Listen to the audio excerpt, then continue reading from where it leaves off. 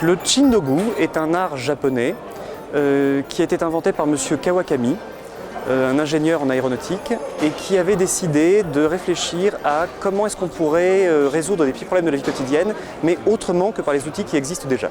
Ça donne en général des outils absolument inutilisables, c'est d'ailleurs une des conditions pour que ces outils soient considérés comme un Chindogu, et qui sont complètement farfelus dans leur utilisation. Ça doit quand même partir d'une volonté de résoudre un petit problème qu'on rencontre fréquemment, etc.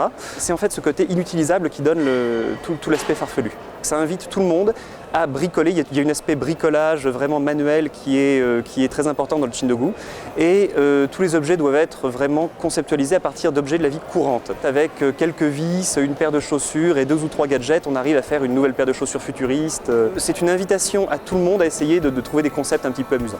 Ah tiens, une invention que j'aime beaucoup personnellement, les talons à roulettes. Il s'agit en fait de chaussures à talons pour jeunes filles débutantes qui n'ont encore jamais vraiment eu l'occasion de s'exercer au port du talon.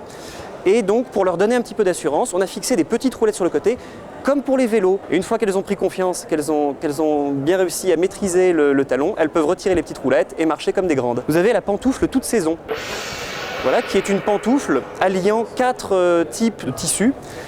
Et donc très simplement, selon la température, on peut adapter son pied donc, à la pantoufle souhaitée. Donc en plein hiver, effectivement, on a des pantoufles très confortables et en plein été, des choses un petit peu plus légères. Et voilà. Et en une fraction de seconde, on peut faire l'échange. Voilà la chaussure pour éviter de se faire écraser les doigts de pied dans les transports en commun lorsqu'ils sauteront bondés.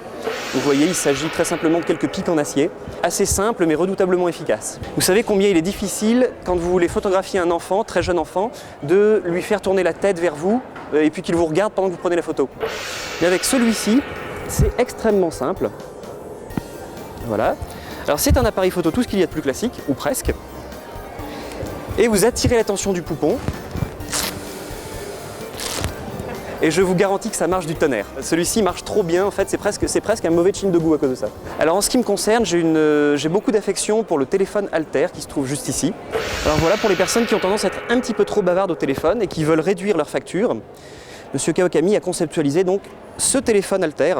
Hop, pardon, il est en train de se défaire, qui permet donc, comme vous le voyez, de faire comprendre aux pipelettes combien parfois elles peuvent être pesantes.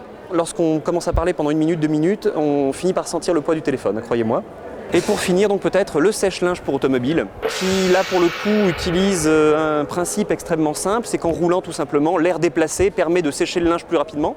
Alors il est possible bien évidemment d'adapter son mode de conduite au linge. Hein. Si on a du linge délicat, on va rouler plutôt doucement. Si on veut au contraire sécher des choses assez lourdes, on peut privilégier l'autoroute, mais il faut avoir de bonnes fixations tout de même pour pas que le linge s'envole. Et la raison pour laquelle je pense que M. Kawakami a voulu lancer un peu ce nouveau mouvement, qui est d'ailleurs commenté par beaucoup de critiques artistique dans le monde entier comme étant un peu du nouveau dadaïsme, du néo-dadaïsme, c'est justement le fait que la société japonaise soit un petit peu parfois rigide et extrêmement rationnelle. Et M. Kawakami, lui, voulait essayer d'inverser un petit peu les vecteurs de pensée, comme il le dit lui-même, c'est le terme qu'il utilise, pour voir un petit peu, pour faire réfléchir les gens à la façon dont on vivait au quotidien. Donc essayons de sortir un petit peu des sentiers battus. Ça, c'est la première raison d'exister. Et la deuxième, je pense que c'est de redonner un petit peu le sourire aux gens.